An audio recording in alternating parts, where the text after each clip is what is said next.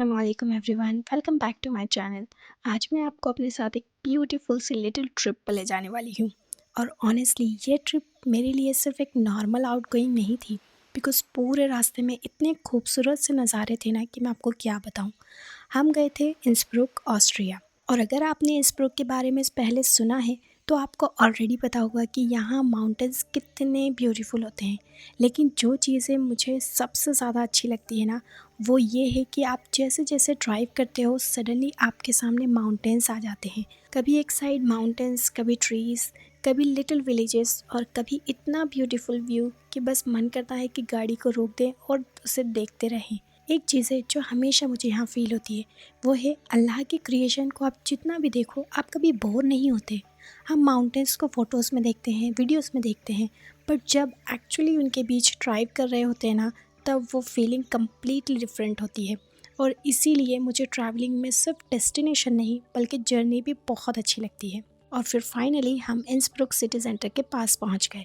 यहाँ ना पार्किंग मिलने में बहुत प्रॉब्लम होती है, तो हमने डिसाइड किया कि चलो किसी सेंट्रल पार्किंग गैराज में ही कार पार्क करते हैं। उसके बाद हमने एक सेंट्रल पार्किंग गैराज में अपनी कार पार्क की और फिर उसके बाद सिटी सेंटर की तरफ निकल गए। और जैसे ही हम बाहर आए ना, बस ऑनेस्टली मुझे बिल्कुल एक्सपेक्ट नहीं था कि पार्किंग से बाहर निकलते ही हमें इतना ब्यूटीफुल सा व्यू देखने को मिलेगा।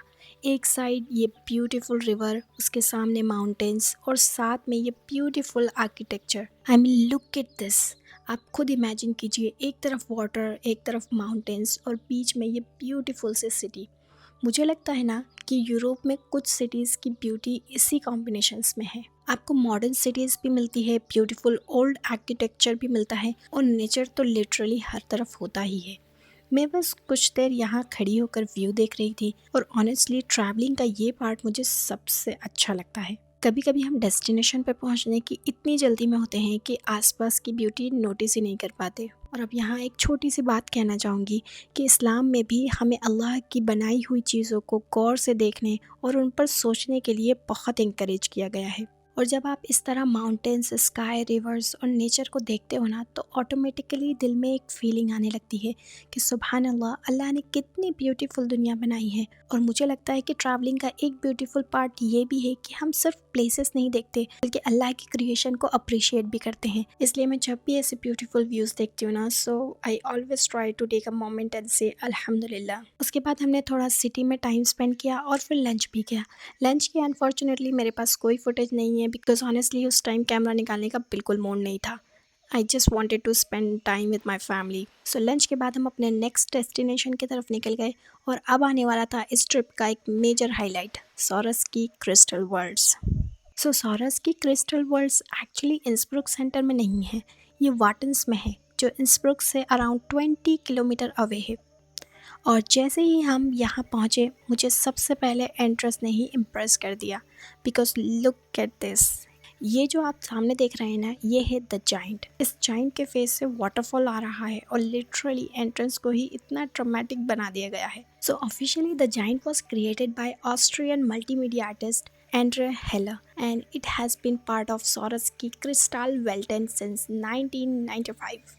So, बट ऑनेस्टली इन्फॉर्मेशन से ज़्यादा मुझे इसका लुक इंटरेस्टिंग लगा। एक जाइंट का फेस, ग्लोइंग आइज़ और माउथ से वाटरफॉल। आई मीन एंट्रेंस ही इतनी यूनिक हो तो अंदर जाने की एक्साइटमेंट तो होगी ही। एंड बाय द वे, अगर आपको ये फेस थोड़ा फेमिलियर लग रहा हो तो आपकी ऑब्जर्वेशन करेक्ट है। मुझे याद है कि ये विजुअल एक मूवी सॉन्ग में आया है। अब वो कौन सी मूवी थी, अगर आपको याद हो तो कमेंट में ज़रूर बताइएगा। सो द जाइंट को क्रॉस करने के बाद हम अंदर एंटर हुए और यहाँ से एक्चुअल सॉरस की एक्सपीरियंस स्टार्ट होता है। यहाँ नॉर्मल टाइप का म्यूज़ियम नहीं है जहाँ बस ग्लास केसेस में क्रिस्टल रखे हुए हैं।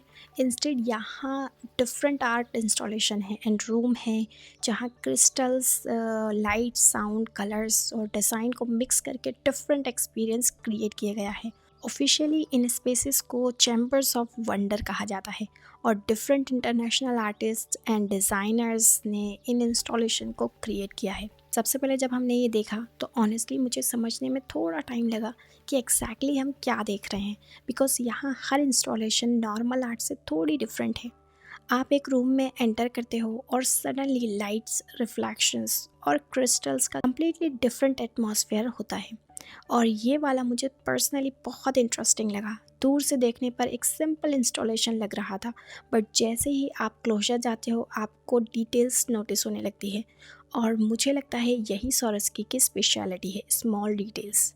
जो चीज़ आप पहली नज़र में मिस कर देते हो, थोड़ा रुक कर देखोगे तो उसमें और भी कुछ इंटरेस्टिंग मिल जाएगा। और फिर हम एक और रूम में गए।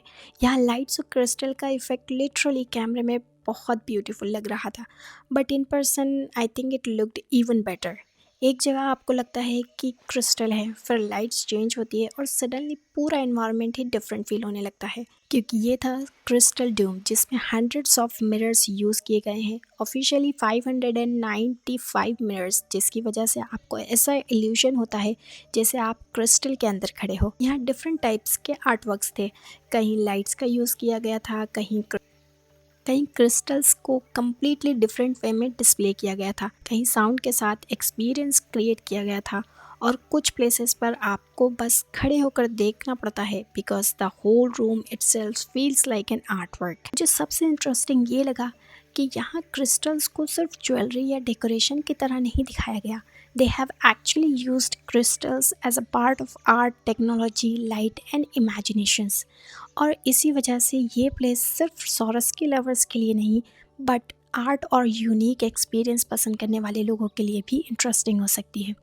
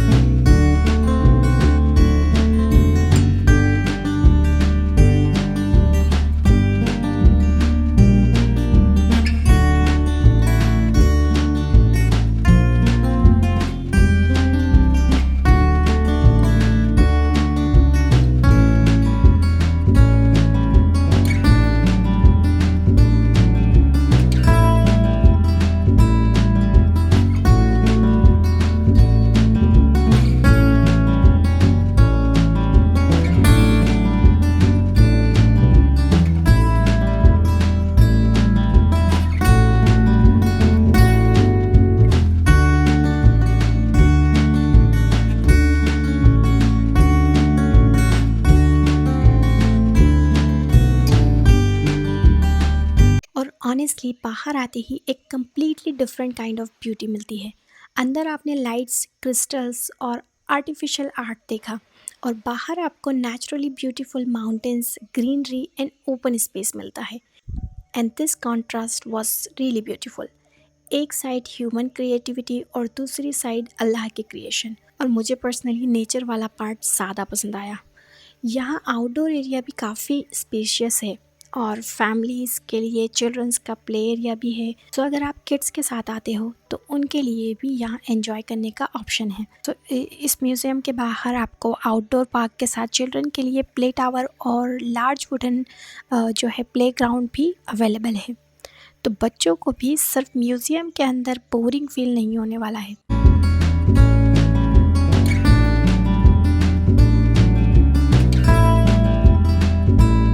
और अब वीडियो के एंड में मैं आपको कुछ लास्ट व्यूज़ दिखाना चाहती हूँ जो हमने वहाँ से बाहर आते में लिए थे। ऑनेस्टली मुझे नहीं लगता कि कैमरे ने इन व्यूज़ को प्रॉपरली कैप्चर कर पाया, बिकॉज माउंटेन्स को जब आप रियल में देखते हैं ना सामने से, there is something very peaceful about it. You go somewhere thinking कि बस एक प्लेस एक्सप्लोर करना है, but sometimes you come back with a completely different feeling. आप कुछ ब्यूटीफुल व्यूज़ देखते हो, फैमिली के साथ टाइम स्पेंड करते हो, न्यू प्लेसेस एक्सप्लोर करते हो, और साथ ही अल्लाह की क्रिएशन को देखकर दिल में ग्रैटिट्यूड भी आता है। अल्हम्दुलिल्लाह for this little moments. So this was our little trip to Innsbruck and Swarovski Crystal Worlds. I hope आपको मेरे साथ ये लिटिल जर्नी एंजॉय करने में मज़ा आया होगा। अगर आपको ये वीडियो अच्छी लगी then don't forget to like, share and subscribe to my channel. And please मुझे कमेंट करके ज़रूर बताइए कि इंस्ब्रुक का माउंटेन व्यू आपको सबसे ब्यूटीफुल लगा या सोरोस्की का इनसाइड एक्सपीरियंस। पर्सनली मेरे लिए दोनों का अपना चार्म था। सोरोस्की का अंदर का experience was something different, but those mountains they were just beautiful. And as always जब भी हम अल्लाह की कुदरत देखें, उसकी खूबसूरती देखें, तो एक बार दिल से अल्हम्दुलिल्लाह ज़रूर कहना चाहिए। मिलते हैं नेक्स्ट वीडियो में इंशाअल्लाह। अल्लाह हाफिज़, बाय बाय, टेक केयर।